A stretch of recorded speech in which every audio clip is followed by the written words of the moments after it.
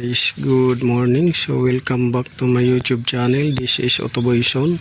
So ngayon guys, magsishare ako dito guys sa aking mga laruan na ginagamit sa pagdiagnose ng sasakyan, electrical, at lalo-lalo na sa battery charging, starting at battery charging.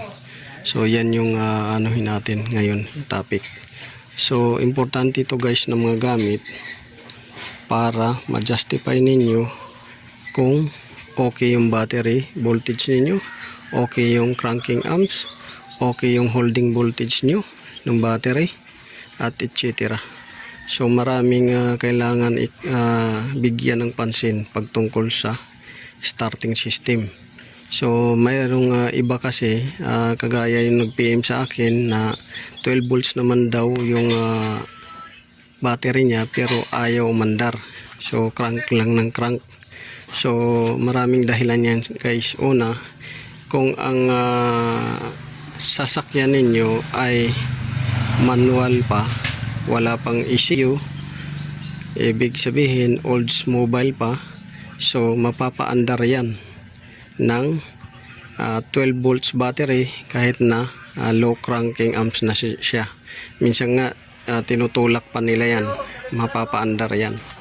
Yan yung para sa manually na mga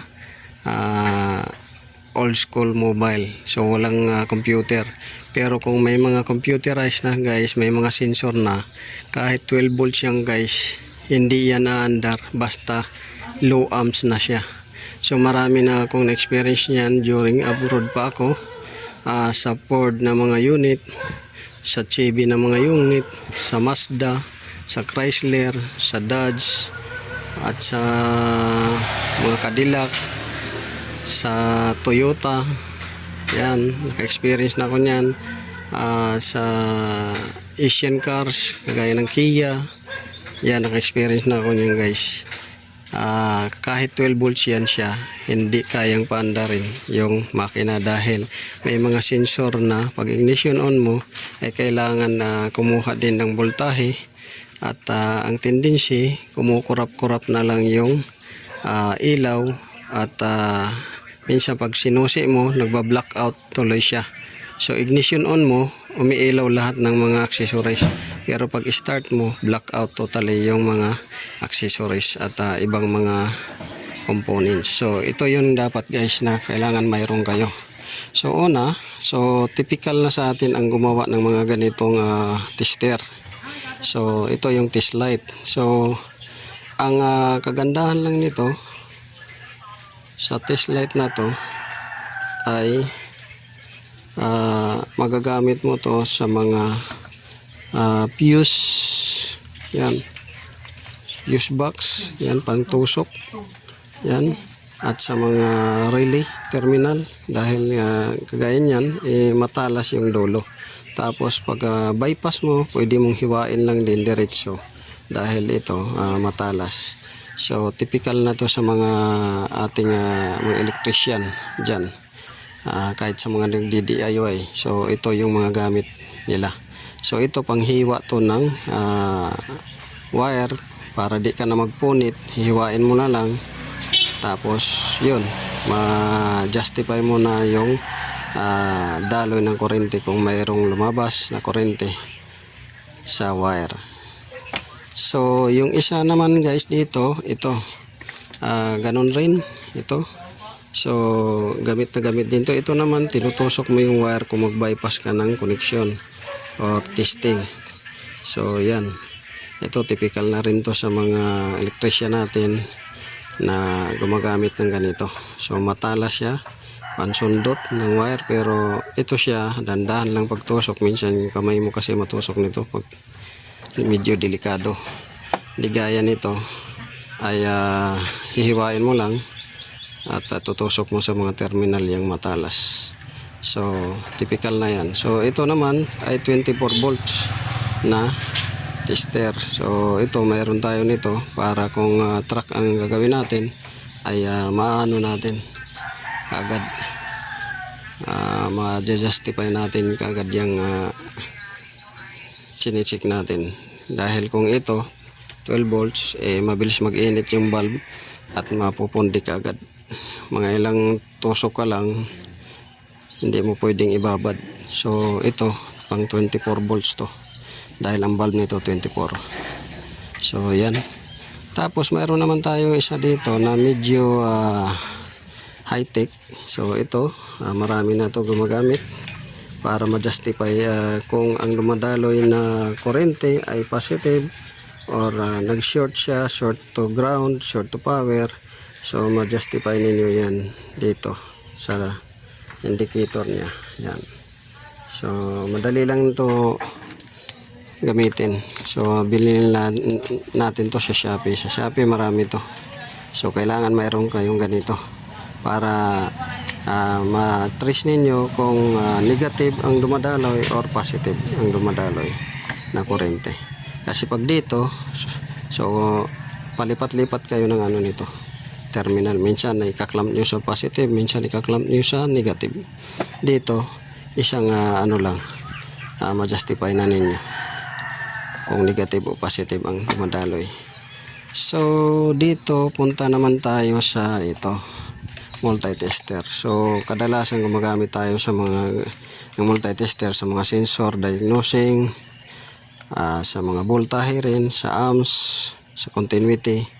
Ito ginagamit din natin to. Itong ano na to, multitester. So ang disadvantage lang nito ay hindi siya wala siyang ammeter. So wala siyang ammeter. Yan lang ang problema dito. Dahil wala siyang ammeter. Ito may ammeter. So kinaklamp to. Ang gamit nito ay kinaklamp mo sa terminal ng battery at saka terminal ng kinaklamp mo to sa cable pala. Sa cable ng battery patungo sa starter at saka sa alternator. So mababasa dito yung amps na dumadaloy doon sa current, sa cable cable wire nya ng battery to starter, battery to alternator.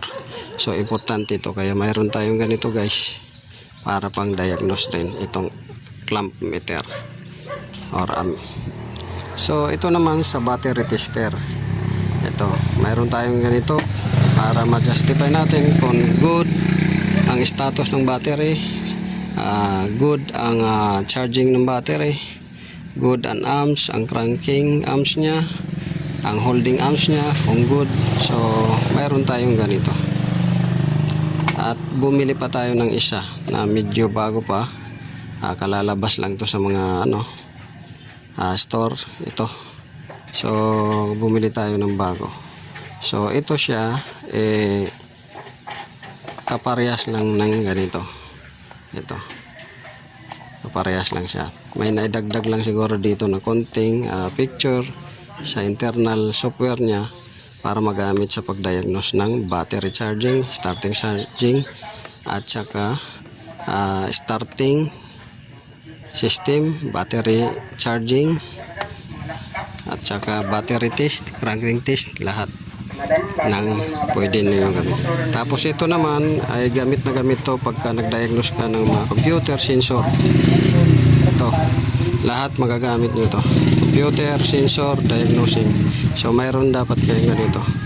So yan yung mga advantage pagka mayroon kayong gamit ng ganito, ma-justify ninyo lahat ng fault sa electrical system, lahat ng fault justify ninyo at saka ma-check ninyo na maigit. So yun lang may share ko sa inyo guys, dahil sa nag-PM yung isang taga-subaybay natin na bakit daw hirap paandarin yung sasakyan 12 volts naman, yun yung sabi niya. Tapos mayroon naman na experience na 12 volts din, hirap din paandarin doon sa mga high-end cars, sa mga latest cars. So pag latest cars kumukurap lang yan dahil low amps na siya, kailangan palitan ng battery. So amps ang importante sa mga electronic controlled na sasakyan. So marami na akong experience ng ganyan guys. Pero kung sa manual, yung mga wala pang computer, pwede yan, mapaandar ninyo. Mapapaandar ninyo kahit na low amps siya, mapapaandar ninyo. So yung iba nga kakatihin lang, itutulak, andar na. So yun yung ano. Pero sa mga high end, hindi pwede yun dahil sensorize yung system. So madidetect agad na kulang yung amps sa system. So kahit 12 volts yan. So yun lang guys, this is Autoboyson. Maraming salamat. Good morning, God bless you.